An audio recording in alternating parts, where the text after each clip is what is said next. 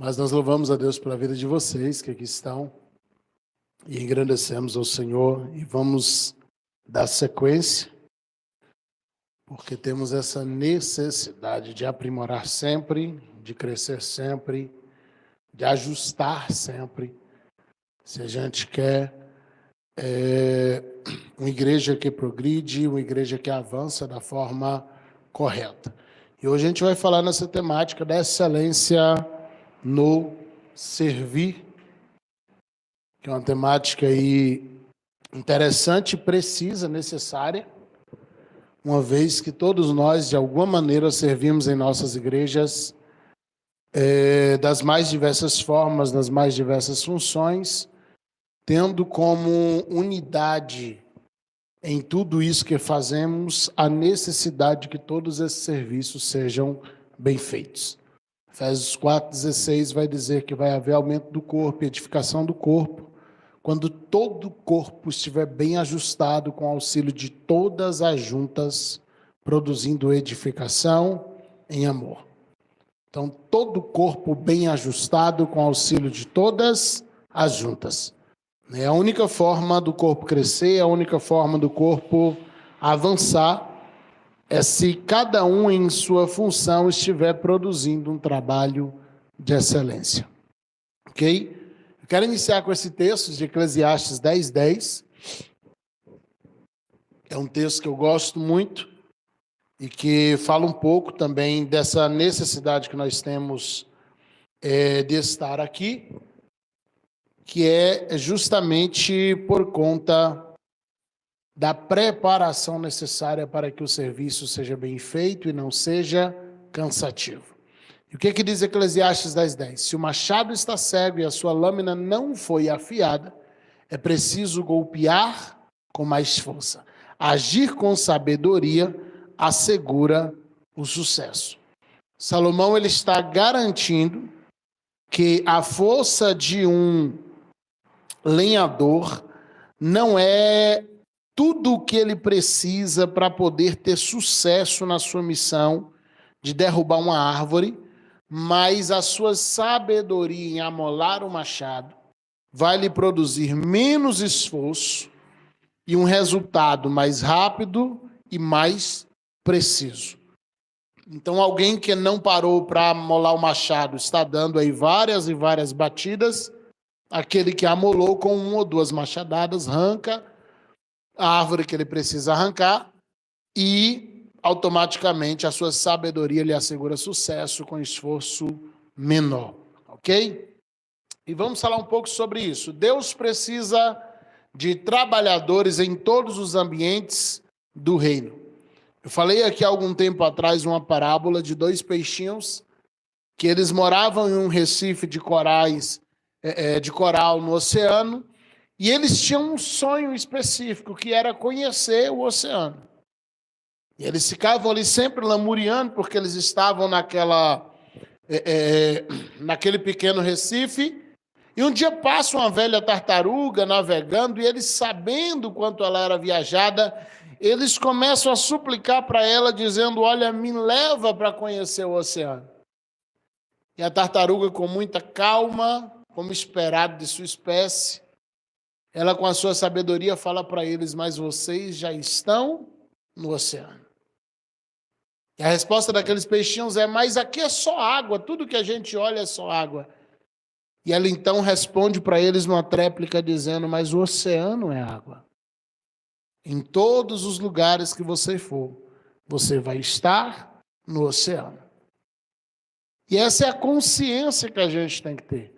Porque, por vezes, a depender da função que a gente exerce na igreja, a gente não se sente parte do reino, a gente não se sente importante, porque é como se a minha função não fosse tão necessária, não fosse tão importante quanto a do irmão, quanto a do obreiro, quanto a do pastor. E a gente começa a se sentir no aquário, estando no oceano.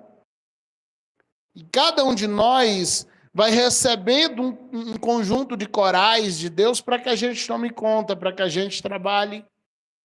E a ciência vai mostrar que o trabalho daqueles peixinhos desgastando aqueles corais em parceria com as ondas vai formar fragmentos que compõem um percentual gigantesco do que nós chamamos de areia da praia. Então, mal eles sabiam que o que eles estavam produzindo ali ia formar uma parcela gigante da parte que todos os humanos mais amam no oceano, que é justamente a praia. Então, nenhum trabalho, ele é dispensável no reino de Deus. Todos os trabalhos são importantes. Todos os trabalhos têm finalidades importantes no reino dos céus. Ok? Então, o reino é o oceano de Deus, é o mutirão de muitas águas. E, independentemente de em qual parte do oceano esteja seu recife de coral, você já está no oceano. Porque o reino precisa de trabalhadores em todos os ambientes, inclusive no que você está. O reino de Deus vai precisar de trabalhadores em todas as áreas desse grande mar. Inclusive aquele que você está trabalhando. Se a gente não faz bem o nosso papel, independentemente de qual área daqui da igreja a gente trabalha, alguém vai ter que deslocar de outra função para fazer a sua. Alguém vai ter que fazer 2 papéis. E automaticamente não é só o seu papel que fica deficiente, é o de outra pessoa também, porque ela está deslocando do papel dela para cumprir o seu.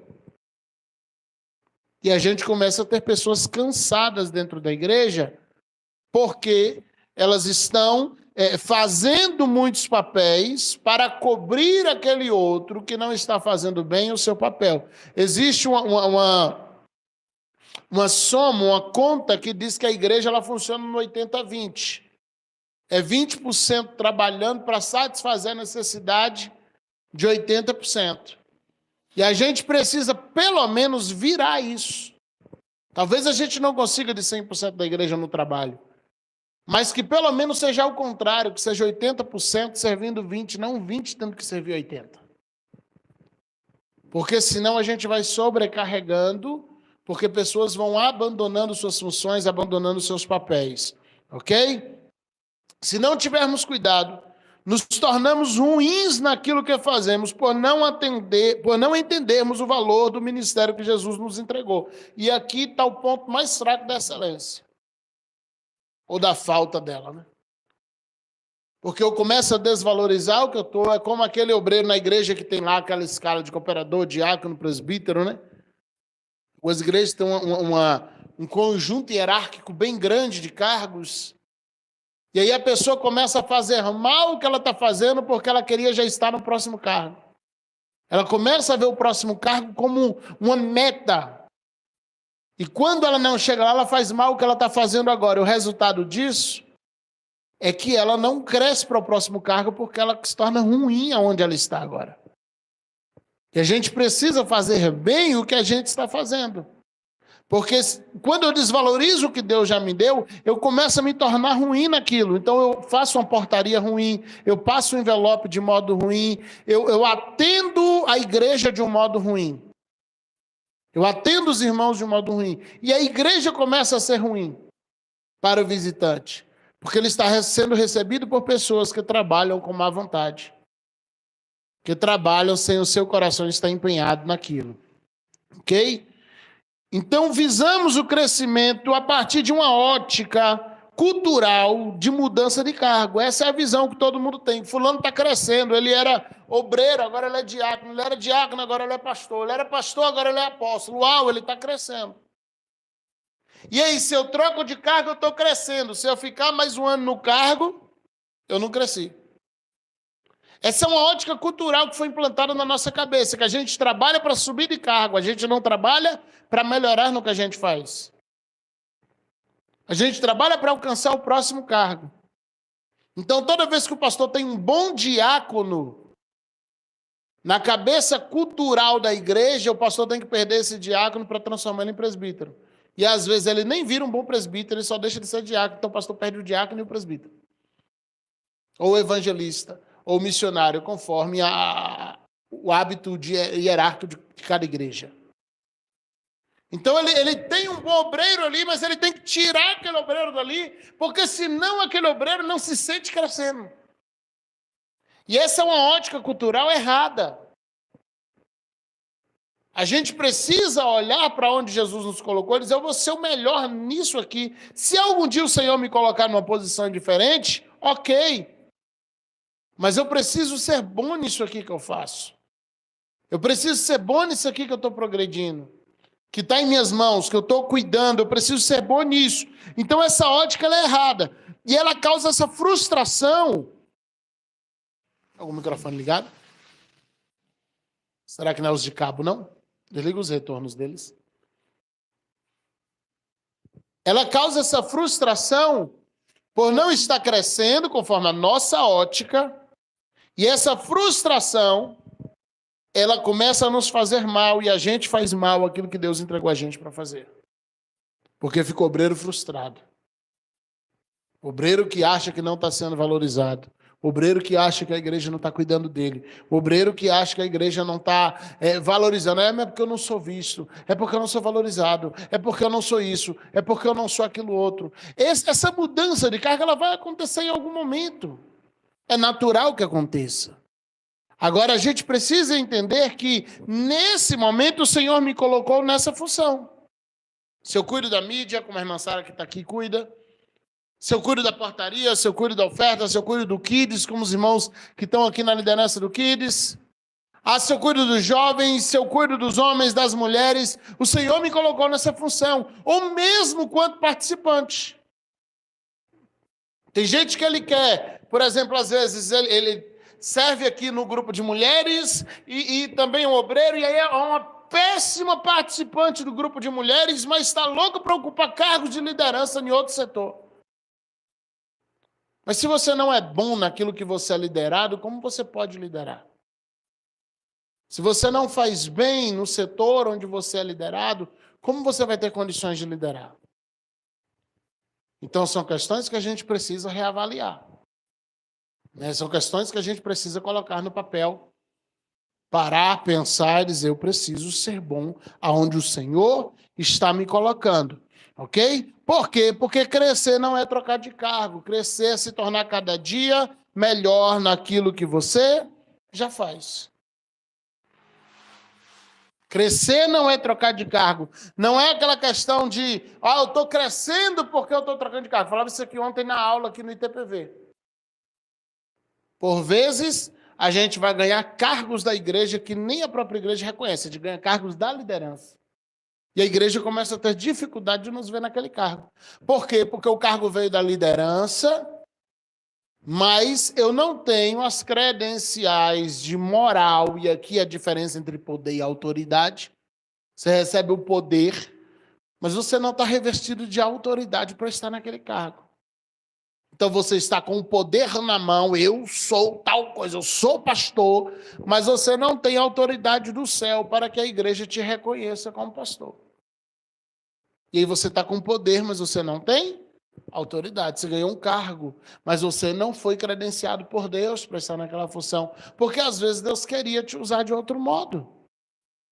Às vezes Deus queria te usar de outra maneira. O discípulo que Jesus mais amava era o João. O discípulo para quem Jesus deu as maiores revelações era o João. Olha o cenário da igreja primitiva. O pastor presidente, pastor eclesiástico é Pedro. O pastor administrativo, isso fica claro no livro de Atos, é Tiago. O João estava lá. Mas todas as questões administrativas, os concílios, que é descrito lá em Atos 15, que é descrito antes em Atos 11, quem está administrando as questões doutrinárias da igreja é o Tiago. Quem está pastoreando, enviando gente é o Pedro. O João está lá. Era o discípulo que Jesus mais amava. Era o discípulo que teve as maiores revelações. É o discípulo que ficou mais perto de Jesus. Lá na frente, quando todos esses homens morrem, o João finalmente assume a posição de liderança sobre todos. E mesmo assim, em um período em que o destaque apostolar era de Paulo. Entende? Por quê? Porque o Senhor não tinha chamado o João para ser pastor presidente da igreja. Era um excelente pastor, um excelente apóstolo, mas que serviu auxiliando Pedro. E ele entendeu o seu papel. Ele não saiu e abriu a igreja na outra esquina para fazer a concorrência com Pedro, não. Ele serviu em Jerusalém, junto com Pedro e Tiago. E esteve lá auxiliando até que tivesse sua prisão.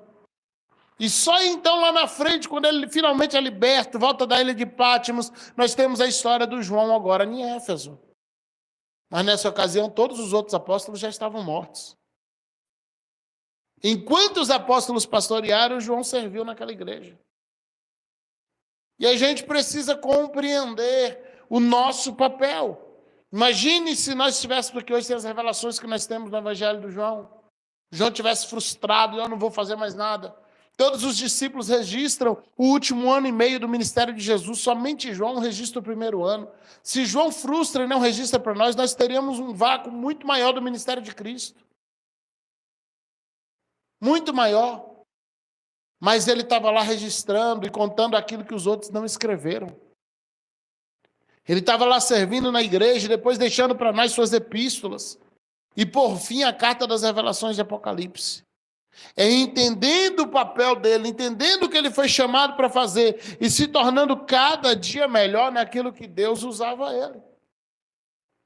E esse é o ponto do crescimento para a gente que está buscando a excelência em Deus. Esse é o ponto do crescimento para a gente que está querendo crescer no Evangelho de Cristo. Ok? Então eu não cresço como pastor quando eu viro apóstolo. Eu cresço quando eu me torno um pastor melhor. Eu não cresço como pregador quando eu começo a pregar em lugares diferentes. Uau, agendas abertas, agenda por 30 dias. Não, você cresce quando você estuda e a sua mensagem fica melhor. Você não cresce como músico quando você toca num palco maior. Você cresce como músico quando você estuda e domina o seu instrumento. Imagina uma banda onde cada músico é especializado no instrumento que ele toca.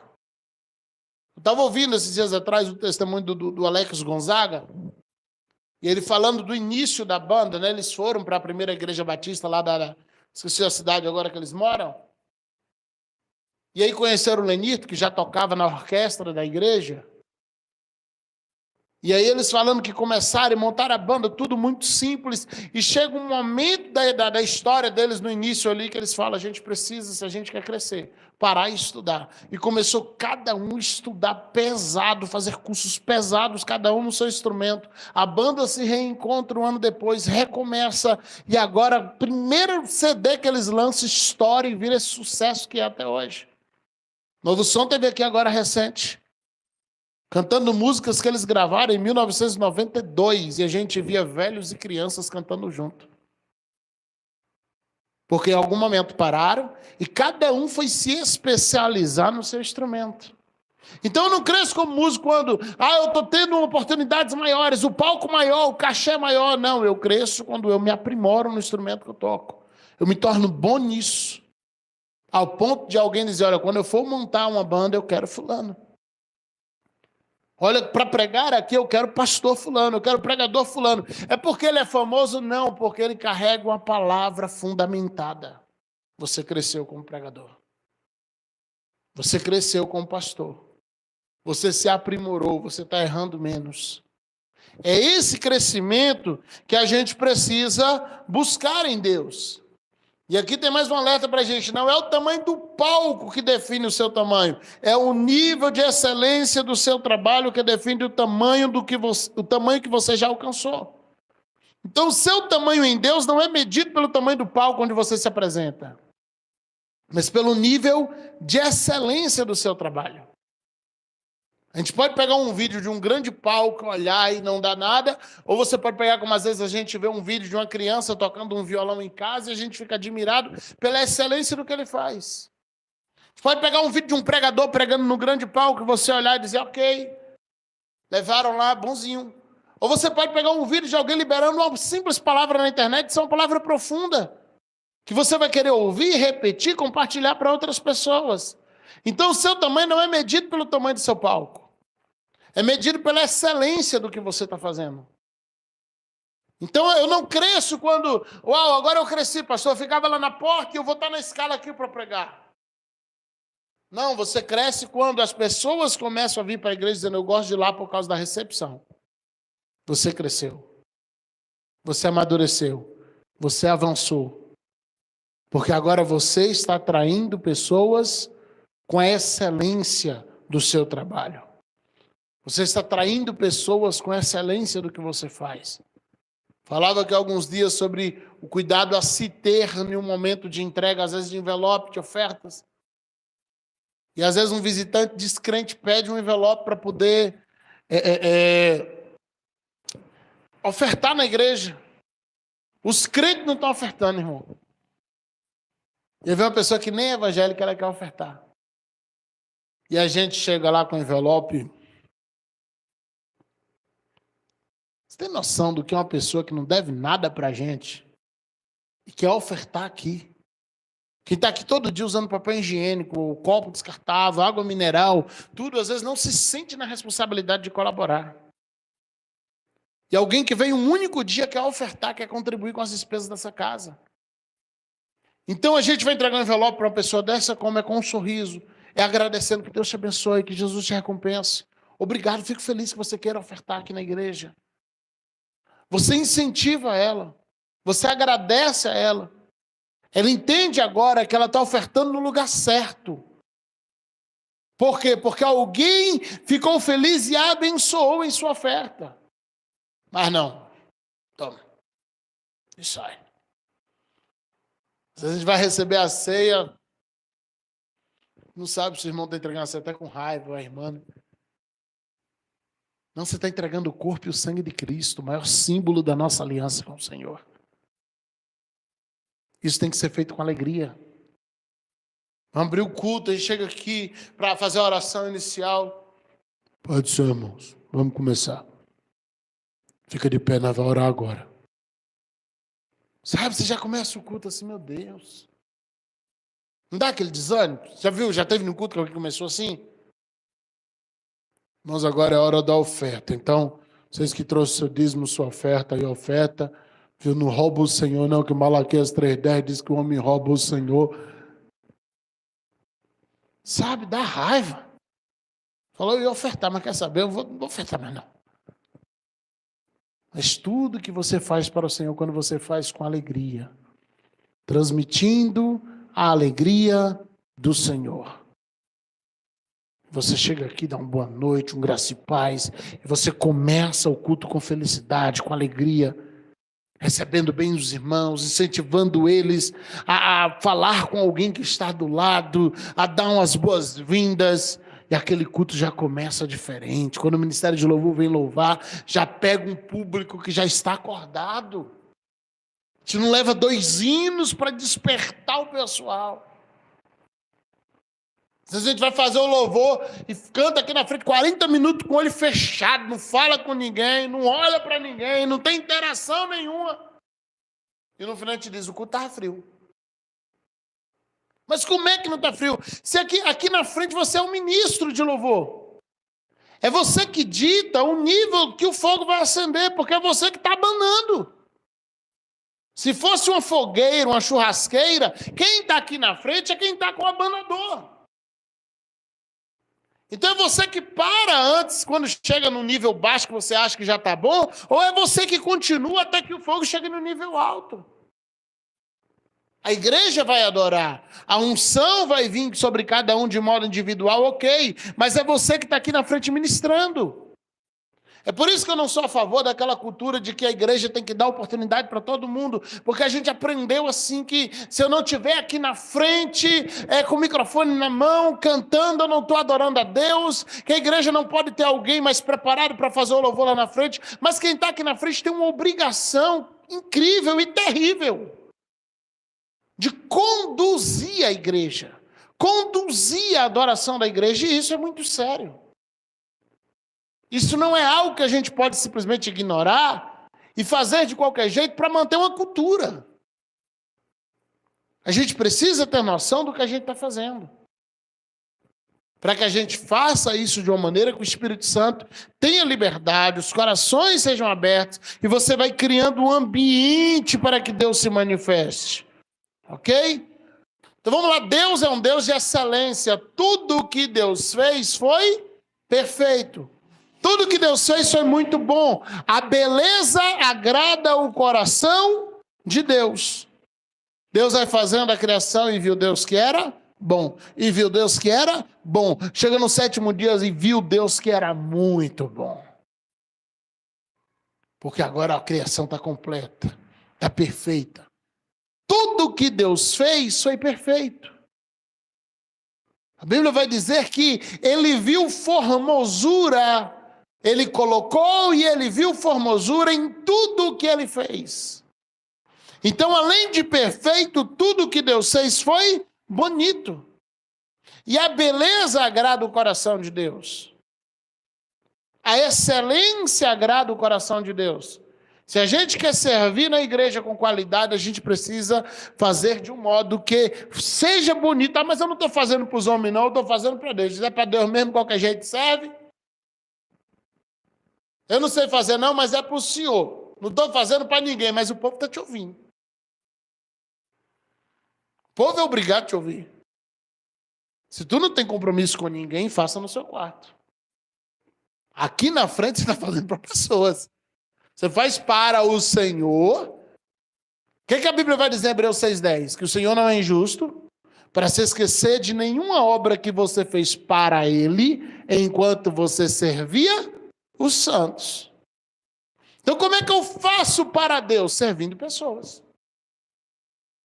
E Deus não se esquece de nada que eu faço para Ele, enquanto eu estou servindo pessoas. Esse é o ponto de Deus. Esse é o trabalhar de Deus, servir pessoas. A gente está aqui para servir pessoas e conduzi-las até a Deus. E isso precisa ser perfeito, porque a beleza agrada o coração do Senhor. Eu sou a imagem e semelhança dele. Eu preciso representá-lo e a melhor forma de fazer isso é sendo tão excelente quanto ele é. Você é a imagem e semelhança do Senhor. Se declara um imitador de Jesus, mas você não imita, você não faz as coisas com o mesmo nível de excelência que o Senhor faz, eu sei que não alcançaremos o mesmo nível, mas vamos morrer tentando. Isso é igual santidade, gente. Nenhum de nós vai conseguir ser santo. Não por esforço, mas nós vamos morrer tentando. E a graça completará tudo que não conseguirmos. Vamos morrer tentando. Eu vou continuar e continuar tentando imitar a Jesus. E tudo que Jesus fez foi perfeito. Tudo que Deus fez foi perfeito. A obra de Deus não foi incompleta em nenhuma parte das Escrituras. Tudo que Ele fez atendeu a um nível alto de perfeição. Deixa eu dar mais uma frase aqui pra gente. Mediocridade não é humildade. A gente confunde isso. Trabalha medíocre, faz tudo de qualquer jeito. Diz, não, mas é porque eu sou humilde. Isso é igual gente que confunde humildade com pobreza. Pobreza com humildade. Conheço tanta gente pobre que é arrogante. Fica imaginando, meu Deus, se o Senhor desse dinheiro, essa figura pisava na cabeça dos outros. Porque é pobre, mas é arrogante. E tem outro que é rico e é humilde. Então, pobreza não é sinônimo de mediocridade. Pobreza não é, pobreza não é, e riqueza também não é sinônimo de humildade. Ah, eu estou lá e sou pobre, então eu sou humilde. Não é. Eu faço as coisas de qualquer jeito, então eu sou humilde. Não é. Você é só relaxado, desleixado. Faz de qualquer jeito. Isso não é humildade. Quer ser humilde? Faça bem, mas não mude seu coração. Quer ser humilde? Seja o melhor na sua área, mas não mude seu coração. Isso é humildade. Tem uma fortuna na conta, mas não mude seu coração. Agora, fazer de qualquer jeito não é humildade. É mediocridade. Essa é uma pessoa medíocre que se satisfaz com nada. Não é nem com pouco. Tem gente que se satisfaz com nada. Ele nem faz, ele já está satisfeito. A mediocridade bate a porta. Ok? Então você pode ser bom no que faz e ainda ser humilde. E você pode ser medíocre no que faz e ser soberbo e se achar o melhor. Ser bom no que faz e ser humilde. Ou você ser ruim no que faz e se acha o cara. E ainda acha que isso é humildade. Tem muita gente que não melhora porque acredita piamente que já é bom. E o inimigo do excelente é o bom. Acredite, o oposto da excelência na prática, não estou falando de gramática, não é o ruim, é o bom. Porque quando eu chego no nível que eu acho que eu estou bom, eu não caminho para ser excelente. Triste o homem ou a mulher que acha que já chegou no topo. Porque essa pessoa encontrou o final da sua carreira. Mas quando você ainda tem sonhos, quando você ainda tem alvos, você vai continuar crescendo. E toda vez que você encostar no teto, por favor, fure a bolha, fure o teto, construa um novo andar e continue crescendo e crescendo e crescendo e crescendo. E que o reino não pare na sua vida.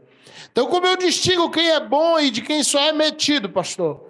É submetendo o serviço dessa pessoa prestado a pelo menos 3 critérios de excelência. Eu não vou muito longe, não vou me estender muito não, daqui a pouco a gente encerra. Mas como eu separo o soberbo do excelente? Porque não tem nada de errado de você dizer, meu serviço é bom. Se você sabe que é bom. Agora, como eu sei que esse cara não é só um soberbo, que ele é um excelente? Existem 3 critérios de excelência. Isso aqui na igreja é primordial. Primeiro, qualidade. Segundo, pontualidade. Terceiro, exatidão. Primeiro ponto, qualidade. Todo o serviço que você faz precisa atender um padrão de qualidade. Todo serviço que você presta precisa atender um padrão alto de qualidade. Ou do contrário, não faz sentido você nem começar a servir. A pessoa entrega no prazo, mas é um serviço ruim. Você tem pontualidade, mas não tem qualidade. Se não passa na qualidade, o resto já fica meio perdido, né? Ah, mas eu faço com qualidade, eu sou um bom profissional na minha área. E aí vale para a tua profissão. Mas você não consegue ser pontual. Imagine o melhor cartaz feito para um congresso e sendo divulgado apenas no dia do congresso. Teve qualidade, mas não teve pontualidade. Vai conseguir pessoas para encher um congresso em 5, 6 horas? Só se tu tiver um nome muito famoso lá, que incentiva as pessoas a sair compartilhando umas com as outras. Mas só pela tua postagem. Normalmente não vai gerar efeito. E o resultado vai ser muita gente dizendo, eu até queria ir, mas já marquei outro compromisso. Então, às vezes, você trabalha bem, mas você entrega tudo fora do prazo. Você trabalha bem, mas não cumpre meta, não cumpre prazo para nada que você entrega. Você tem qualidade, mas não tem pontualidade. Se você falha em nenhum desses 3 pontos, você não tem excelência. Porque aqui está o resumo da excelência. Qual é o terceiro ponto da excelência? Exatidão. Olha, meu trabalho tem qualidade. Meu trabalho foi entregue no prazo. Mas eu não fiz como a pessoa me encomendou. É bom. É perfeito. Só não é o que foi encomendado. Alguém chama a costureira lá e fala, eu quero um vestido. E aí lembrei como é os modelos das mulheres, vai transpassado, vamos botar as modas antigas. Quero 3 botões aqui. A costureira olha e fala, meu Deus, que ridículo. Quer saber? Eu vou fazer outro modelo. Ela faz outro modelo lindo, perfeito, entrega no prazo, mas não é o vestido que foi encomendado. Porque aquele que me encomendou, eu acho que não ia prestar, mas é o que foi encomendado. Então não pega a encomenda. Porque se você pegar, você precisa entregar com exatidão do que lhe foi solicitado. Qualidade, pontualidade, exatidão. E no reino de Deus não é diferente. Na igreja a gente precisa entregar nossos serviços com qualidade, precisa entregar com pontualidade. Eu estou na portaria hoje, eu estou na recepção. Eu sou um dos melhores recebedores lá na porta, um dos melhores recepcionistas. Mas o culto começa às 7, eu chego às 7h30, quando já está 80% da igreja em seus lugares. Não importa a qualidade do seu serviço, se você não tem pontualidade, seu serviço se torna inútil. Ah, mas mandou ficar na portaria hoje, eu resolvi que eu vou fazer a recepção aqui do meio. Aí você falha na exatidão, que compromete a qualidade. E aí seu serviço não é excelente. Tem qualidade, mas não tem pontualidade. Tem qualidade e pontualidade, mas não tem exatidão. Tem pontualidade e exatidão, mas não tem qualidade. Foi o que encomendou, ok. Entregou no prazo, ok, mas foi mal feito. Falhou lá atrás. Então, se você está encarregado de algo, você precisa entregar aquele algo da forma como lhe foi pedido, com qualidade e dentro do prazo que lhe foi pedido. Aí você estabelece um padrão de confiança para crescimento. Existe um versículo de Jeremias, eu não vou lembrar ele aqui de cabeça, né? Você que está assistindo aí depois, coloca lá nos comentários o versículo. Fala assim, se você não está dando conta de andar com quem está correndo a pé, como, pois, está querendo correr com os que vão a cavalo? Se você não dá conta de andar com quem está a pé, meu irmão, você não está dando conta de fazer o que você faz agora, como é que você está querendo crescer? Como é que está querendo avançar para outros cargos se você não está sendo bom nem no que está agora? Como é que está querendo avançar para novos níveis se você não está dando conta no nível que você está agora? Você precisa chegar no topo, é igual os campeonatos de futebol, né? Que só sobe para a nova série os 4 primeiros. E mesmo os que estão lá em cima, os 4 que ficam em último caem. O problema da igreja é que ninguém volta em carga. Sobe e fica. E vai subindo outros. E vai ficando. E às vezes fica uma base boa com um topo ruim. E a gente tem que ter cuidado com essas coisas. Ok? Então Deus confiou um recife de coral para cada um. Ele confiou recife de corais para cada um aqui. Cada um de vocês aqui tem o seu recife. Você achou? 12:5. Se te fadigas correndo com homens que vão a pé, como poderás competir com os que vão a cavalos? Se tão somente numa terra de paz estás confiado, como farás na enchente do Jordão?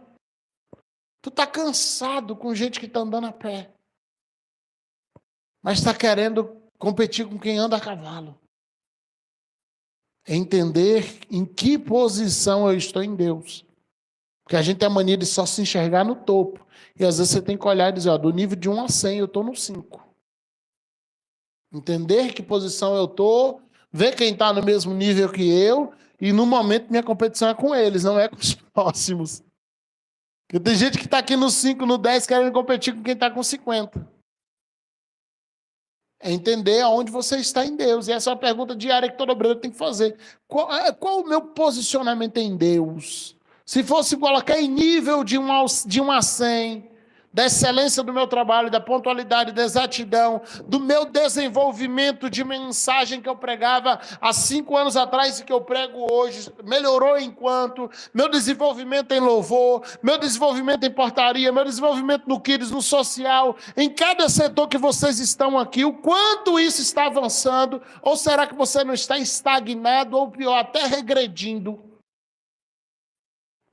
Entende? É uma análise que a gente precisa se fazer. Então, Deus confiou um recife de corais. São eles aqui. Portaria, envelope, água, aquele social, jovem, homem, mulher, etc. Enfim. E aí, cada igreja dos irmãos que está com a gente aqui hoje também vai ter lá seus muitos e muitos setores e funções. Às vezes o pastor te deixou encarregado lá. Olha, você hoje vai cuidar da água do pregador. Você colocou aquele copo de água lá. O pregador chegou com sede e bebeu o copo de água nos primeiros 5 minutos de mensagem. Ele passa o resto do culto todinho com sede. E você está na água aquele dia. Ah, mas eu coloquei, não mandei ele beber tudo. Mas seu papel naquele dia não era água? Você tinha uma função, cuidar da água. Aí eu coloquei lá para a banda, no meio do louvor, olha ali, tá todos os copos já vazios. Às vezes está no meio de um verão, os meninos cantando. Tem dias que não é nem questão de clima, é simplesmente músicas com tons mais altos. Seca a garganta. Eu estou na água, mas eu já coloquei lá, eu não mandei beber em tudo. Eu não vou lá na frente levar água de novo. Eles não podiam racionar a água. Mas eles estão ministrando. Eles estão aqui na frente louvando e nos ajudando. Então são coisas que eu preciso ficar atento. E aí a gente coloca, é inadmissível que haja um só serviço desta igreja sendo prestado sem qualidade máxima. Não é qualidade mínima ou média, é máxima. É entender que o meu serviço que eu presto aqui tem que ser o melhor. E aí não é soberba, não. Não é você se achar, não. É você se posicionar em Deus e falar, eu vou dar o meu melhor. Porque não tem a ver para o pastor, para os irmãos, isso aqui é para o reino. Se alguém que está aqui na frente louvando for para se engasgar em algum momento, gente, eu já passei por isso no meio de mensagem. Diz que a garganta secou, sabe o que é secar? Você procura uma saliva e não tem? E aí você procura um copo de água e não tinha. E lá foi o irmão pegar um copo de água na igreja grande. Lá atrás, ele demorou quase uns 5 minutos para chegar aqui na frente de novo. Acho que o filtro era lento. E eu estou lá na frente assim, ó. E o culto... Não saía a voz do pregador. O irmão lá do teclado não tinha um microfonezinho para puxar um hino. Vamos esperar a água chegar. Às vezes eu vou ministrar em alguns lugares que eu tenho que estar pedindo. Alguém pega uma água para mim? Alguém me consegue uma água? E aí você olha para a diaconia, está todo mundo sentadinho com suas bolsas, todo mundo à vontade. Não, mas hoje não é a minha escala. Mas se alguém não está fazendo bem, essa é a sua hora de destacar. Essa é a sua hora de mostrar que veio. Se alguém está negligenciando o trabalho dele, esse é seu momento. Não é porque não é sua escala, não, mas esse é o seu momento de fazer melhor. Esse é o seu momento de fazer direito. Ok? Então, se a nossa portaria, isso aqui vale para todas as igrejas que aqui hoje está representada, não tiver a melhor recepção da cidade, nós falhamos. Se alguém começa a dizer, eu não vou mais lá porque eles não me recebem bem, nós falhamos. Se alguém entra aqui e o nosso louvor não tiver com volume de excelência, com timbres apropriados, com acordes alinhados, nós falhamos. Todo culto temos que pôr mão no ouvido, com dor de cabeça, porque a banda está subindo e subindo e subindo os volumes aqui na frente. Falhamos. Perdemos na excelência, perdemos na qualidade. Ah, mas o louvor estava... Todo mundo toca profissional. Já recebemos ministérios de louvor aqui que passamos dificuldade com isso. É um templo pequeno, com a laje baixa, isso aqui reverbera. A gente fala, olha, o ambiente é pequeno, chega mais cedo, passa o som. E aí você passa o som, deixa tudo alinhadinho, perfeito. É só começar o louvor que todos os músicos triplicam seus volumes. Fica todo mundo dentro da igreja que não consegue adorar pelo excesso de som. Aquela barulheira no ouvido da gente. Falhamos quando isso acontece. Perdemos na excelência. Ah, mas os músicos eram bons. Os caras tiraram solos que ninguém conseguiu tirar. Mas falhou na excelência. Tocaram para si. Esqueceram que estava servindo a Deus enquanto servia os santos. Tentaram servir só a Deus. Esqueceram que os santos estavam aqui assistindo. Então não estamos anulando o som. Não estamos anulando a adoração. Não estamos anulando o propósito. Ah, pastor, falar de qualidade, isso não anula um santo, a gente acredita nisso. Né? Não, irmãos, eu posso pregar uma boa mensagem assim, o microfone aqui, e posso pregar uma boa mensagem aqui. Dá aquela gastura? Aí o cabo deixa aqui tudo babado. Ok? Você sabe que a qualidade da igreja é boa quando depois de uns 2 anos de uso, o microfone está com pouco ferrugem. Com 6 meses o microfone já está tudo enferrujado, a gente tem que rever. Treinar os obreiros, os músicos, todo mundo na igreja de novo. Entende? Por quê? Está metendo na boca o microfone, gruda e a qualidade não tem som bom. Que solucione, que resolva.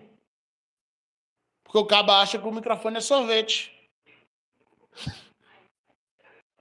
Não é? Enfia a bola do microfone dentro da boca e fica sorvete. E aí, meus irmãos, se Jesus esteja aqui nessa noite, eu sei se... A gente não entende nada que ele está falando. Ele acha que isso é unção, que ele transmite unção fazendo isso. Perdemos na excelência. Não estamos anulando nem unção, nem adoração, nem propósito. Nós estamos apenas mostrando que é possível ter tudo isso com excelência. com excelência. Ok? Então estamos te convidando apenas para reproduzir o modelo do céu. Você consegue imaginar um Deus que faz um pássaro com essa riqueza de detalhes? Olha que coisa mais linda. E aí você serve ao Deus que faz isso, trabalhando de qualquer jeito. Você serve a um Deus que foi capaz de criar isso aqui. Nem a flor ali dentro, a beleza da flor desaparece, né, diante dele. Olha a majestade desse pássaro. Um Deus que faz uma obra-prima dessa e a gente serve de qualquer jeito. Então a ideia não é anular a unção, é você fazer isso, reproduzindo um padrão de excelência que nós já vimos no céu. Nós já vimos o Senhor fazer. Então no céu não há serviço mal feito. Não tem nada que veio do céu que a gente possa dizer assim, ó, isso aqui foi mal feito. Isso aqui o Senhor não fez direito. Isso aqui o Senhor não fez da maneira certa. Não há nada que veio do céu. Então qual é o convite aqui? Oração do Pai Nosso. Seja feita aqui na terra como é no céu. Seja feito aqui na igreja, na terra, como é no céu. E no céu tudo é perfeito. No céu tudo é correto. No céu tudo é alinhado. Então que seja feito aqui da maneira que é no céu. Que seja feito aqui da maneira como o Senhor faz. E Ele é cuidadoso com cada um desses detalhes. Ok? Então nossos dons e talentos precisam refletir a beleza do céu aos homens. Todos os nossos dons e talentos precisam mostrar para os homens a beleza que já tem no céu. Para os homens olhar para o que estamos fazendo e dizer, uau, o céu deve ser desse jeito. É alguém entrar na igreja e ouvir louvores que ele possa se sentir em um ambiente onde os anjos estão louvando.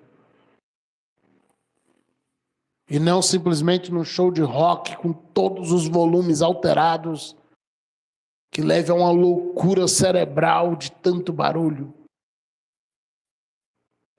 Ele ouviu uma palavra e se sentia ouvindo um anjo mensageiro do Senhor, ministrando uma palavra que saiu do trono, ao invés de ouvir um louco gritando e gritando e gritando e gritando, e supondo que isso é unção. Ah, é unção, eu gritando e gritando e berrando aqui, bora gritar. E aí supõe que isso é unção, não é. A unção faz barulho. Toda vez que a unção chega, a unção produz barulho. Já observou?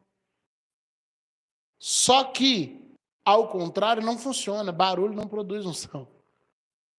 A unção produz barulho, mas barulho não produz unção.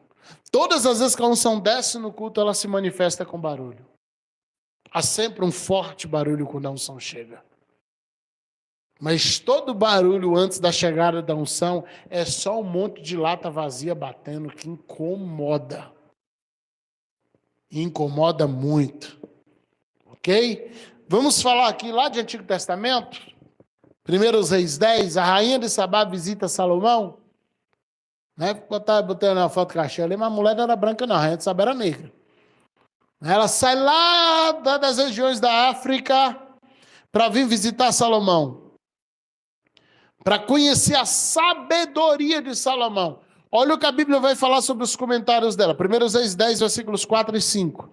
E vendo a rainha de Sabá, toda a sabedoria de Salomão e a casa que ele construíra, e a comida da sua mesa, e o assentar dos seus servos, não é de Salomão, é dos servos, e o estar dos seus criados, a maneira que eles se posicionavam e ficavam ali aguardando enquanto Salomão conversava, o estar deles, o simples fato deles estar na sala, a forma como eles se posicionavam, chama a atenção dela.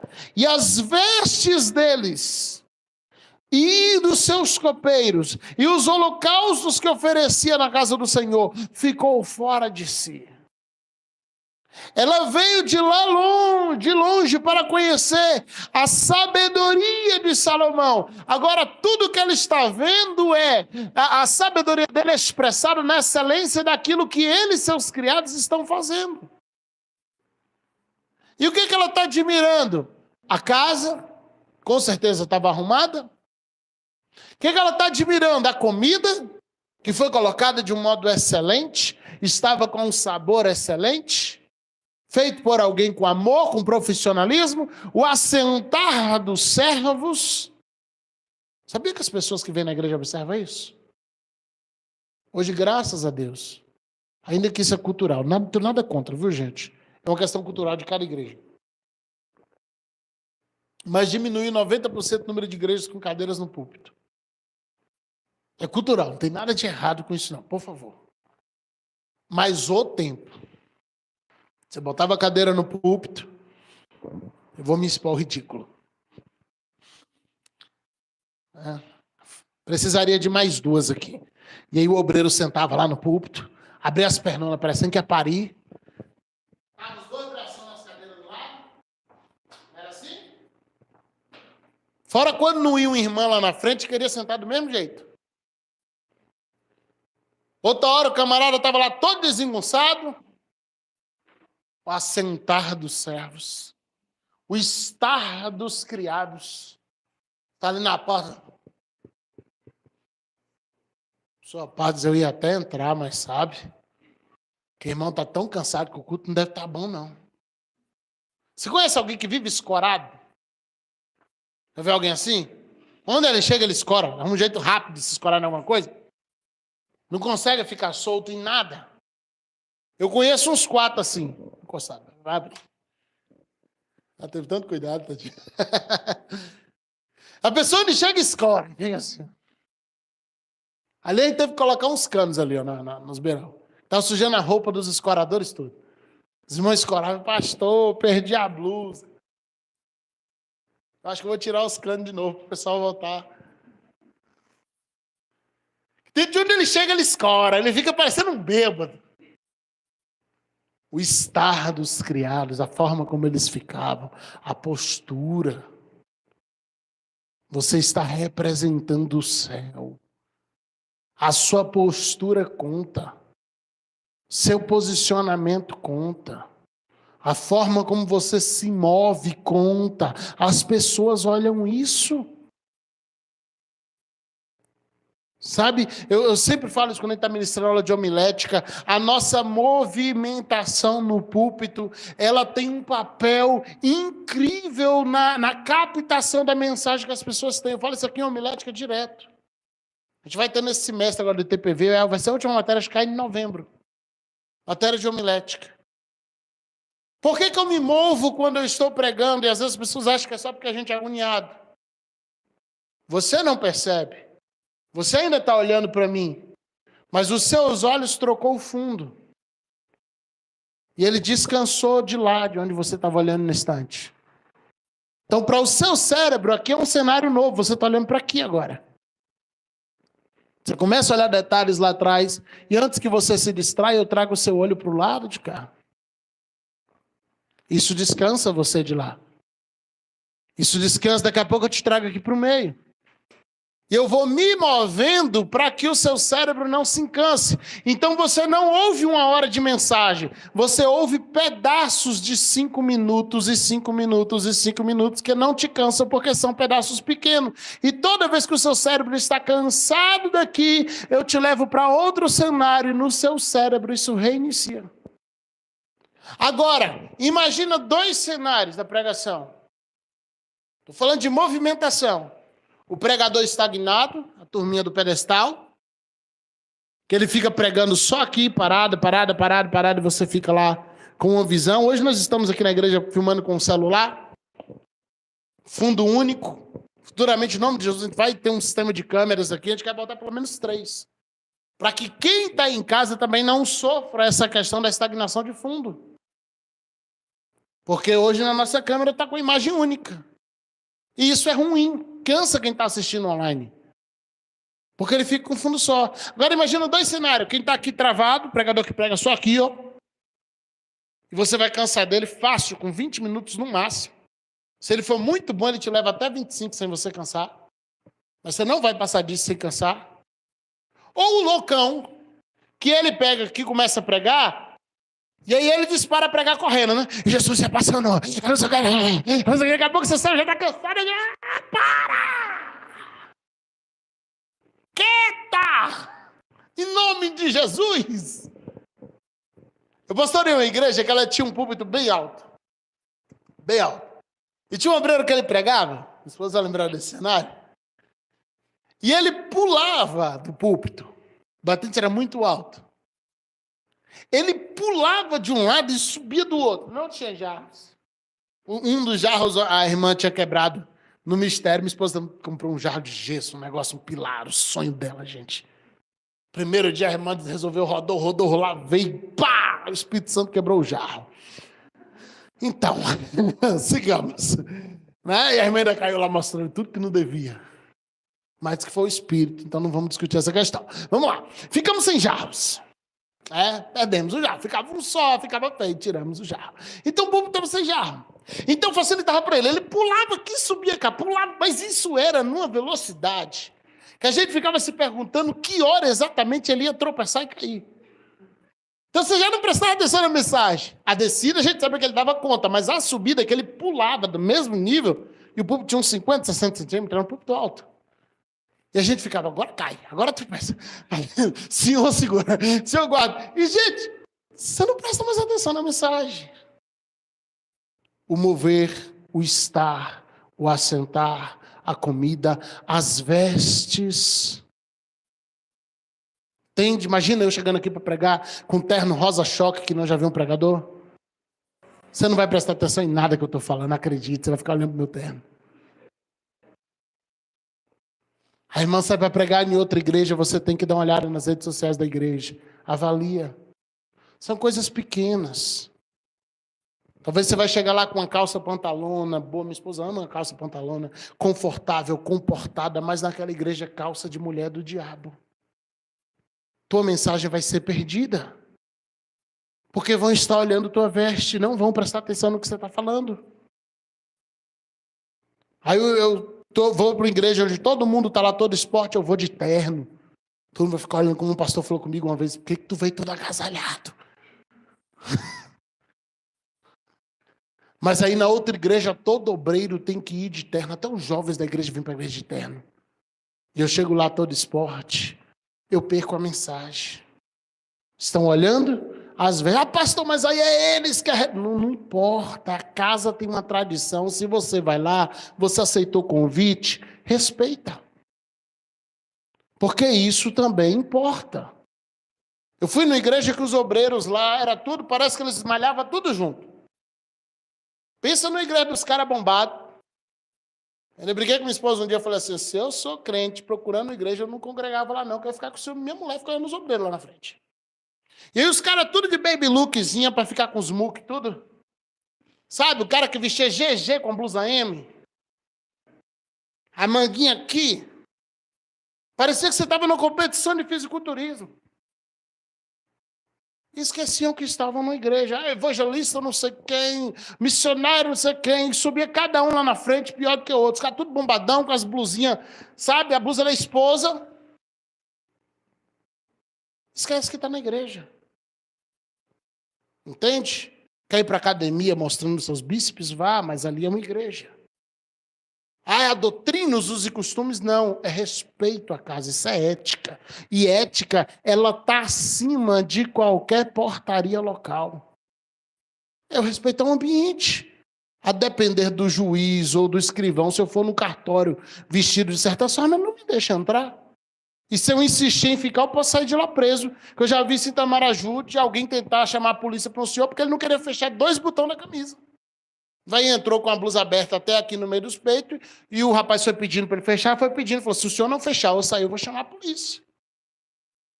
Porque era o ambiente, ele estava no fórum. E ele tinha que respeitar o ambiente. Então, por que temos dificuldade de respeitar a casa de Deus? Ok? Olha o que a rainha de Sabá vai falar no versículo 9. Bendito seja o Senhor teu Deus, que teve agrado em ti, para te pôr no trono de Israel, porque o Senhor ama Israel para sempre, por isso estabeleceu o rei para fazer juízo e justiça. Ou seja, aqui a frase nossa, você precisa levar pessoas a glorificarem a Deus pelo seu prazer na excelência.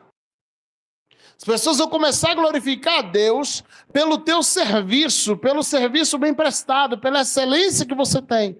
Elas vão dizer, uau, glória a Deus. Por quê? Porque você fez um bom serviço. Glória a Deus pelo teu serviço. Deus está sendo glorificado pelo teu serviço. Ela está olhando o assentar, o vestir, o levantar dos servos. Mas na sequência ela vai dizer, bendito seja o Senhor que te colocou aqui, porque você é excelente. Olha que coisa linda. Agora, toda vez que você subir o nível da excelência, os medíocres vão fugir. E isso é natural. Tem lugar no reino para eles também. Eles vão achar algum lugarzinho que ama a mediocridade, vai congregar lá e vai ser salvo em Cristo Jesus. Servindo do jeitinho deles. Mas a mediocridade não convive com a excelência. Toda vez que o medíocre vê o nível de excelência subindo na igreja, ele sai. Porque ele não consegue conviver com a excelência. Então, se formos excelentes, Deus nos cercará de pessoas excelentes. Quanto mais a igreja for excelente, mais Deus vai enviar pessoas excelentes. Quanto mais a igreja for medíocre, Deus vai enviar pessoas medíocres, porque Deus tem que salvar os medíocres também. Então Deus vai encaminhar os medíocres para o lugar dos medíocres, os excelentes para o lugar dos excelentes. No final vai tudo para o céu. Mas cada um vai servir no nível que estabeleceu para servir diante de Deus. Ok? Seja o melhor no que você faz. Glorifique a Deus com o seu serviço. Esse é um tempo de novos níveis. Nós estamos vivendo isso aqui na PV. Nós temos cobrado isso periodicamente. É um tempo de novos níveis. É um tempo de abandono de velhos hábitos. É um tempo de mudança de cultura. Temos vivido aqui o amar, servir, honrar como prática de fé. O amor como base, a honra como modo de vida e o serviço como manifestação da honra. Então o amor é a base da minha honra, o serviço é a manifestação da minha honra. Tudo se resume na honra. Quando eu honro ao Senhor e tenho amor como base, a minha honra se manifesta como serviço. E a gente precisa estar pronto para viver isso em Cristo Jesus. Amém? Que Deus os abençoe. Eu não vou me estender mais. Pedir até para alguém já desligar aí para a gente, por favor. Que Deus possa estar abençoando cada vez mais cada um de você que está aqui, você que vai assistir depois. Que o Senhor nos abençoe.